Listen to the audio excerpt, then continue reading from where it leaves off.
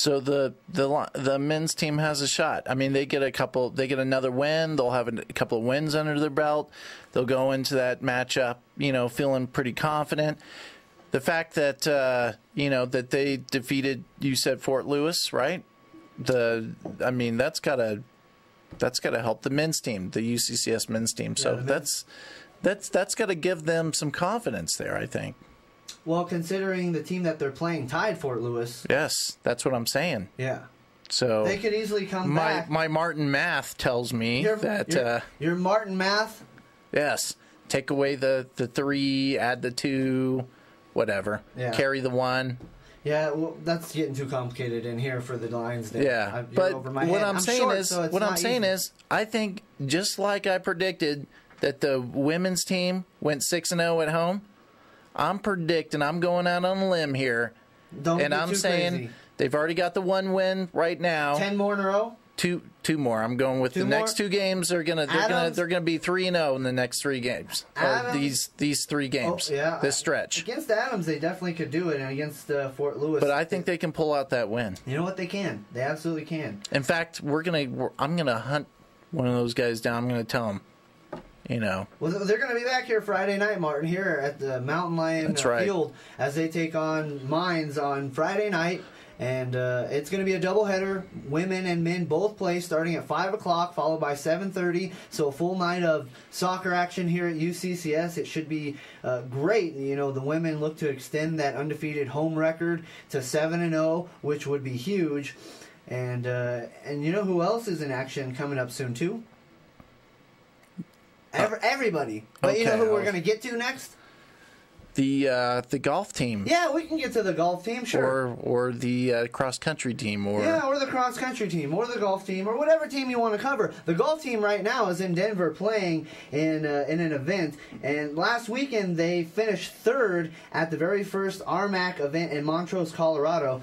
They were led by Grant Dean, who finished 2nd overall, and Grant Dean was the golfer of the week prior to that. So Grant Dean doing a great job for the golf team thus far, and they're looking to continue that right now, as they're currently in Lakewood, Colorado, in an event being hosted by the School of Mines. So the Mountain Lions looking to get back on the plus side of things and come out with a win there after finishing 3rd last weekend in the very first RMAC event of the semester. So that's one team we don't really have to worry too much. They're always pretty strong. We have a very strong golf program. They're always here. In there. They have their ups and their downs, but that's a golfer. Ask Tiger Woods. You have slumps, you have dumps, and you get back into the groove of things, and you find your rhythm, and you get back, and it's all mental. I mean, golf is such a mental game. It's all about confidence. It's all about believing, that you can do it, and our golf team has the ability physically to do it. They just got to believe once again that they can win these events, and they will. Be the ball, Danny. Yeah, be the ball. No. Noonan. Little Caddyshack references there. Yeah. You know who's gonna love that? Our sports information director, Jared, as him and I just had a conversation. Yeah, Jared likes Caddyshack a lot. Yeah. I, however, have yet to see the movie in its entirety. So these references that you're referring to are going a little over my head. I think we're going to have to get some Caddyshack sound bites for the show. How could you not have them? Yeah, we need to have some more Caddyshack references, you say? It's a looper. I'm more of a Happy Gilmore kind of generation. Oh, yeah. The price is wrong. Be the ball. Oh, wait, maybe is Be the Ball? Be the ball, Happy. Be the ball. Last night I came home. Get in your home. Get in your home. Yeah, something like that. So that's what the men's golf team my doing. Adam Sandler imitation. I see Jimmy Fallon do it all the time. But Jimmy Fallon's late night. Famous. That's my what you got? That sounds like a little That's baby. my Adam Sandler imitation. Sounds like a toddler. I could do that. I could do that. Anybody could do that. Well, anyways, the men's golf team trying to get the ball to go in its home. As once again, they're in Lakewood, Colorado right now for the Colorado School of Mines Golf Invitational right now, taking part in that. And then the cross-country team is going to be back in action as well, coming up soon on Saturday, September 29th. So this upcoming Saturday at just before 11 o'clock, they're going to be in Minnesota. Minnesota for an event. And they weren't active this past weekend, the cross-country team, but the last action that they saw, they did very well. The men won the Rust Buster, your favorite. I know it's breakfast time again, but, they won the Rust Buster. Get to Dairy Queen. Get Dairy Queen, the Rust Buster. Yeah, they won the Rust Buster. Then they came in second in the Colorado College Invitational.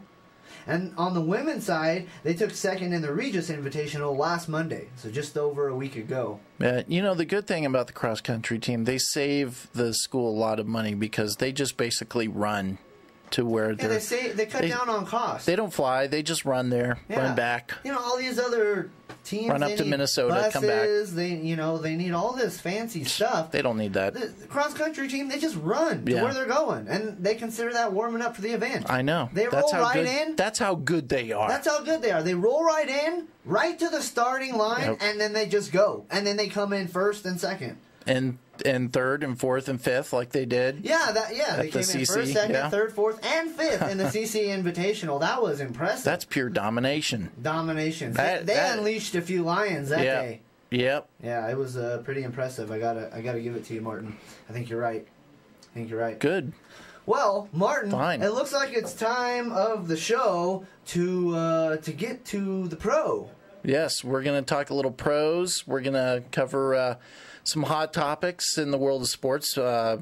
I mean, what possibly could be happening in the world of sports I don't know. Did something happen last night? I have no idea. Was there a game on or something? I think there was a little game on Monday Night Football, something like that. Yeah, somebody played last night. There was a game and it ended, or did it? I don't know.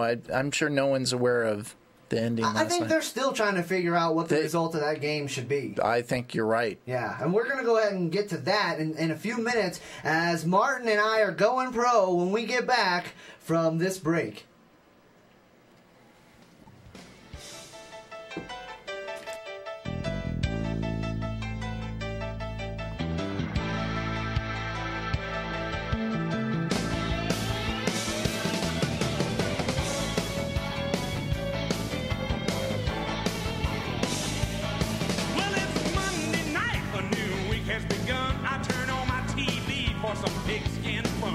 A Super Bowl season here on ABC.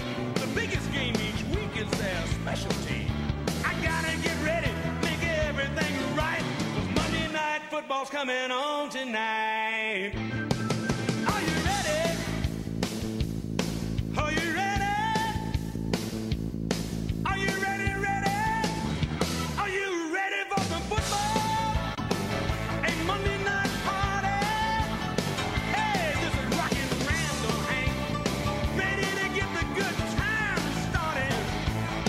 We've got the teams on the field and we turned up the lights. All my rowdy friends are back for Monday night time.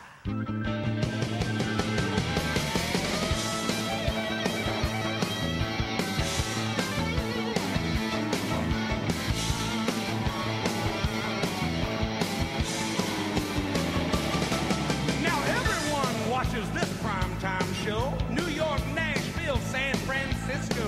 We love to watch the kickoff as the game begins. Pretty cheerleaders and last-minute wins. The screaming crowd and the linebackers stare. Scrambling quarterbacks and receivers in the air. Big hits are coming, the backs are cutting inside. Everybody turns it up Monday night. Everybody's a fan. Hey, this is the biggest party, man. We got Frank and Al and Dan. They got the thing started. We got the week, it's the time that is right. All my rowdy friends are here on Monday night.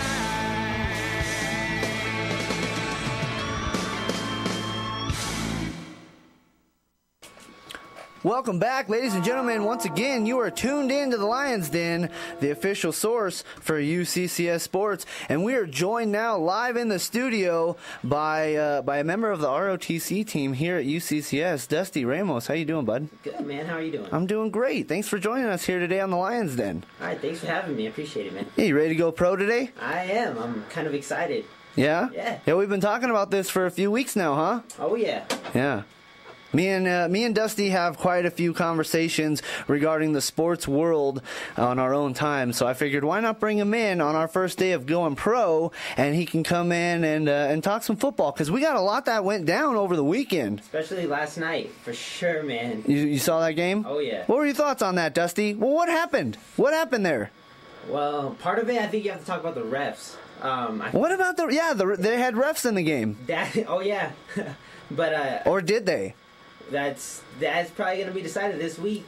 I would definitely venture to say this next week they're going to take a look at everything that happened this weekend, everything that happened last night, and they're going to take a look at the refs, because I think that game decided about if they're going to keep on with this holdout with the refs or not. So yeah, a little bit of a lockout right now with the main officials, and so they're going with some alternate officials this season, and it's not really working out for them as of late. I don't know, man. If the referees are deciding whether a team wins or loses, then you know there's going to be a problem. Well, sometimes they talk about how teams don't show up for the games, and the offense just didn't show up this week. The defense just didn't show up. Well, the refs have stopped showing up, and they're just calling things when they feel the need for a flag. It's getting out of hand. Man, I don't know. Just when they're calling plays like that and fans can clearly see whether or not that was clearly a pass interference, or that was clearly a offensive pass interference, if that was clearly a touchdown, or if that was an interception. If fans can see it and the refs can't see it, yeah, it's a little mind-boggling to me that they can show instant replays of these very controversial plays, and the entire world, the entire stadium, and everybody watching clearly can see what the result of the play should be, and the referees call it something else and say they don't have the power to overturn these calls. And what we're referring to last night, for those of you who did not watch, the Green Bay Packers and the Seattle Seahawks battled, and they battled with the referees. They didn't battle with each other. They battled the refs all night long because the referees had one bad call after another, and it came down to the final play of the game, as a lot of football games do, and what we witnessed was a Hail Mary from downtown going deep into the end zone, and about 10 players jumping up for a jump ball, and what looked to be M.D. Jennings of the Green Bay Packers coming down with the football, yet a Seahawk had his hand in the midst of that. One referee comes in from the back, rules it a touchdown, as the line judge comes in and rules it an interception for a touchback. We have conflicting rulings on the field simultaneously at the same time. A touchdown is being called same time as an interception, and as a result of all that, mass confusion on the field, and it was the most bizarre finish to a game I've ever witnessed. I think the teams even went to the locker room. Yeah, the teams ran off thinking it was over. They had to call them back to kick the field goal, right? Yeah, to kick the extra point. God. The game couldn't conclude until the extra point was kicked. So about 10 minutes after the final touchdown of the game, we saw the extra point after the teams went into the locker room. It was bizarre. Man, MJ, and part of the problem, you see the games, and the referees can't even control it. They can't control the games. There's so many more fights on the field than in previous years. The first 3 weeks, everybody's fighting with each other. The refs don't have respect. And it's exciting to see the physical play. It takes us back to the older days of the National Football League. But at the same time, they're getting over on these referees, and the referees are not knowing how to call these situations. These players are professional football players. They know how to be slick and sly, and they're going to try and get away with anything they can get away with. And they are. To the point that games are coming down to bad calls. Absolutely, and not just last night. It was all weekend, concluding on Sunday night as the Patriots played the Baltimore Ravens, and that game ended in some controversy as well, as the final play of that game was a field goal that Bill Belichick, the coach of the Patriots, presumed would at least need further review. It didn't seem as though it was a field field goal cleanly inside the uprights, and Bill Belichick was not happy about that. And after the game, he went and he tried to grab the official, which is a big no-no, and big fines coming down. A lot of coaches have been kind of... Yeah, Mike Shanahan over the weekend was pretty upset about some calls, and he let the referees know it as well. Some unsportsmanlike conduct being showed outside of the game, after the game is over.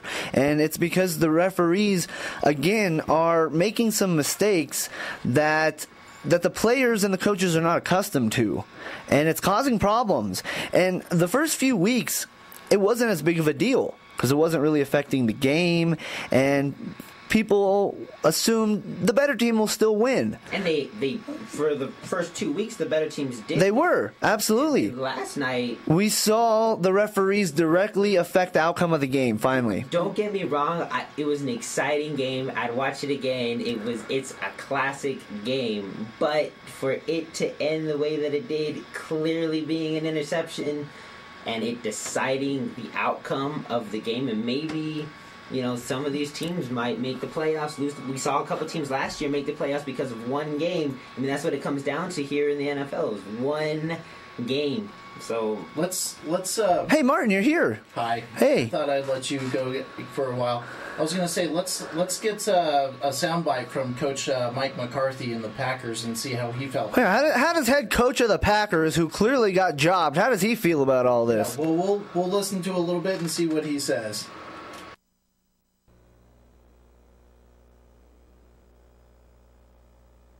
Question about the officials, all right? So we'll just cut to the chase right there. You want to talk about the game? I thought the offense didn't do our part in the first half. Should have adjusted plans earlier. I'll take responsibility for that. I thought our defense was outstanding through the night. Keeping them out of the end zone. Really kept us in the game. Special teams, I thought, played tough. Very hard to swallow. Your vantage point, did it look like Tate didn't near that ball at the end? I didn't see it. It was in the far corner. Just, saw the reaction. All right, and so that was Mike McCarthy's reaction. Clearly not happy. He doesn't even want to talk about it. I think Greg Jennings even had a sarcastic remark about how the refs had their call was kind of what cost them the game. I mean, Greg Jennings, when players come out and say it, coaches come out and say it. And you know what's really interesting to me as well? Before this weekend's play, the NFL sent a memo to all 32 teams specifically stipulating they do not want to hear any gripes or complaints about the referees during this week's action. And then the referees came out this weekend and had the worst weekend of officiating possibly in the history of the NFL. And how can players and coaches not react and respond to such injustices on the field? I mean, if you're some of these players like on the Packers and you spend months and months and months preparing for these games, dedicating how much time, how much effort, how much energy, and then for the game to be decided not because the other team was better, but because the referees did not see the play accurately and did not go to the review to verify this information. How would you feel about that? I hate just to blame the referees, though, because without these temp referees, there wouldn't be football to be played. After last season, the lockout, these refs are doing No, I don't know if that's true, Dusty, because just yesterday, my 2-year-old little cousin got a call by the NFL saying, hey, do you want to come officiate some games? You can walk and you can blow a whistle. You can be a referee here in the NFL now. So apparently the standards for being an NFL referee are a little lessened than they used to be. I think the NFL needs to realize that they need to get their old refs back. I think that's what it comes down to, not just these referees. Yeah, they're part of the problem, but the NFL needs to come in at some point, step in and be like, this is a problem. We need to fix that. So. All right, guys, so we've got you wrapped up with your comments on the NFL, but we're going to play... It's atrocious. We're going to play a little game. A game? I love games, Martin. NFL Heroes or Zeros. Heroes or Zeros. That's right. So the way... From the hero, the Huckster Hines. That's right. So what will... That's right. You and... Dusty will square off One-on-one. I'll give you 30 seconds each on the topic that I throw out to you. Okay. On the NFL. Okay. And if Dusty beats me, he gets a UCCS Radio shirt. I get to decide who wins or loses. Yeah, Dusty, you didn't know that, but you got the chance to win a UCCS Radio shirt right now, bud. I have something to compete for. That's right. The stakes are high. Do you have one of those T-shirts? Oh, yeah. Okay. Yeah, and you're going to see me wearing it all the time. If you don't win one, I'm going to wear it all the time just to show you how cool it is and how much... If I win it... Yeah, you're never going to see the end of that shit. Good. So the way it's going to go is 30 seconds. Each will have their turn. Whoever has the best rant, I'll decide. Okay? Okay. Okay, are you guys ready? I'm ready. All right, the topic, Dusty, we'll start with you. The topic is hero or zero. You have to make a case for the team. Denver Broncos lost to the Houston Texans 31-25. Are the Denver Broncos and Peyton Manning for real? Go. I think Peyton Manning, I think it still has it. He's a good quarterback. His stats last game, 26-52, 330 yards, 2 touchdowns. He's still playing pretty well. He still got to get used to his offense. I mean, this is new to him. He's never had to go to a new team before. He's never had to play with a new offense. It's completely foreign to him. So I think as the time goes on, he has to develop chemistry with his team, develop chemistry with his wide receivers. I think he'll get things going. I mean... Okay. And... Timeout. Now it's MJ. I didn't know my time was up. That was time. Oh, okay. That was time. Okay, now MJ, go. Same topic? Same topic. I'm saying Peyton Manning and the Denver Broncos are a zero. Big goose egg, Martin the Hulkster Hines. And here is why. Peyton Manning was laid off all last season. He hasn't thrown a football toss in over a year before the first game. He comes into the first game and he lights it up. 3 touchdowns. And the Bronco faithful are thinking, here is Jesus, here to save our entire city and our entire franchise. And then the very next game, he comes out, and instead of 3 touchdowns, he throws 3 interceptions in the first quarter alone, and they lose that game. And then they come in yesterday and they lose again. That's 2 losses in a row, and right now they're sitting at 1-2 in the division. Who's atop the leaderboard? San Diego Chargers. Who are they playing next week? The Oakland Raiders. Who did the Raiders just beat? The Pittsburgh Steelers. The Raiders are going into Mile High, coming out with a win, and all of a sudden the Broncos are looking at a 1-3 start. That is a 0 to me, Martin. Okay. I think I should get a rebuttal for that. I'm sorry, we have to move on to other topics, but I'm going to have to say that Dusty... I had some stats in there. Just saying. It's... If I would have got that rebuttal. MJ, I think, pulled out the better rant, so... Yes, he got that. Dusty, you better step your game up if you want that shirt. All right. Okay. I'm coming for you. Is he now? This is a little off topic. Jets and their play so far. Tim Tebow, and they just lost cornerback Darrelle Revis. He's out for the season with a knee injury. Are they heroes or zeros? Go ahead, Dusty. You also take a look at the Miami Dolphins. I mean, look at how they played against the Oakland Raiders last week. They just killed them. I don't know if the Jets are completely out of it, but they lost their best defensive player, maybe arguably the best player on their team. They didn't get their offense going until Tim Tebow came in, and he converted it on their 4th down conversion on a fake punt return. He's the one who got their offense going. Mark Sanchez didn't do nothing in the first half. It wasn't even until the second half. In the preseason, they were the only team not to score a touchdown, and right now they're having offensive woes. Man, I definitely call them zeros right now. Okay. Well, time's up, and MJ, go ahead. Well, Dusty, I'm going to have to agree with you on this one. Definitely zeros. And it started in the offseason when they acquired Tim Tebow. When you bring Tim Tebow on your team, you're going to be a zero just by having him on the team. And not only is he on the team, but now he's giving Mark Sanchez a reason to not be comfortable, as though this inaccurate quarterback needs another reason to not be comfortable on his own team. Mark Sanchez is doing the very best he can. He's throwing for 306 yards yards against Miami this weekend, but they lost in overtime. And you would think that they would bring in Tim Tebow and he'd be able to spark that offense. Tim Tebow didn't have a very good game either. Tim Tebow threw for 0 yards, and Tim Tebow is not the answer that Rex Ryan was looking for. I think the best move that the Jets made was Rex Ryan losing some weight over the offseason, but Tim Tebow, a 0 as long and as well are the Jets. Okay, I'm going to make a judgment on this because you agreed with your friend there. I'm going to have to give you a big... That's the correct answer, though. It's the correct answer, but he already had it since you went over his time, too. Yeah. Plus, you got to get the rant in time. So, okay. Dusty definitely got the win. Okay. There. Okay. All right. Nice. So we just want to give him a shirt. Here's one near and dear to your heart.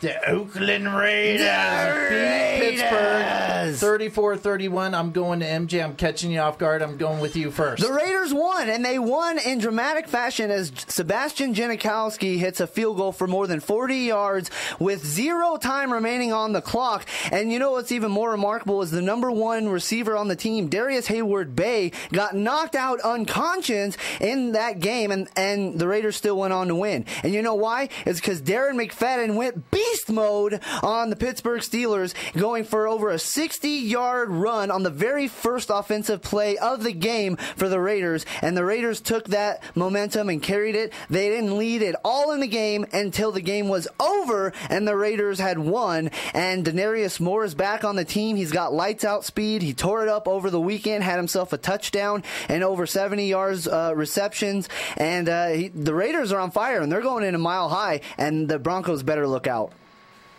Okay, good. And I think I should get a bonus because I ended right on time. All right. Just saying. Dusty, go ahead. I definitely think that was an exciting game for sure. But you gotta also take a look. How good are the Pittsburgh Steelers? They didn't play well at all against Denver. Denver right now is playing terribly. Is Pittsburgh really that good of a competitor, or were the Raiders just right in their league? And then Oakland was down 10 points in the fourth quarter. I mean, it was a great comeback, but come on. Darren McFadden had, 113 yards, 1 touchdown, and how many carries? I don't know if he went beast mode. I think when Jamal Charles went beast mode when he had 233 yards, 2 touchdowns, that's beast mode. Darren McFadden had a better game than he's had these last couple of weeks. All right, that was a little shaky. So Dusty.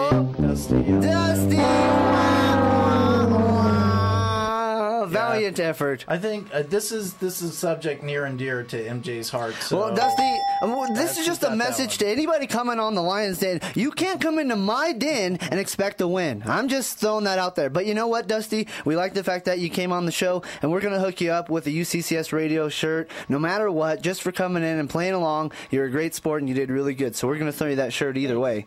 But don't ever think you can come into my den and win. All right? Just saying. We'll see you next time. We'll see you next time. It's tough. You'll have to get him. You'll have to get him next time. You have to get me next time. Yep. Absolutely. Well, ladies and gentlemen, this was another wonderful edition here of the Lions Den. You were tuned in here to the Lions Den. We are the official source for UCCS Sports, and this week we went pro. And we'd like to thank Dusty for stopping by of the ROTC team here on campus. And Dusty, thanks a lot for stopping by and taking time out of your schedule. We hope to have you back on again and give you a rematch. Yeah, thanks. I appreciate it. I look forward to it. Yeah, give you a rematch. And next week we got a lot more to cover as UCCS is going to be on the road for women's volleyball against a couple of top-ranked teams over the weekend, so that's going to be great action. And then the soccer is here on campus at the Mountain Lion Field on Friday night as UCCS plays Colorado Mines. It's a doubleheader, men's and women's. We start at 5 o'clock. Join us for those games here at UCCS, and join us next week for more Lions Den. And we'd like to thank you for tuning in to the Lions Den, the official source for UCCS Sports.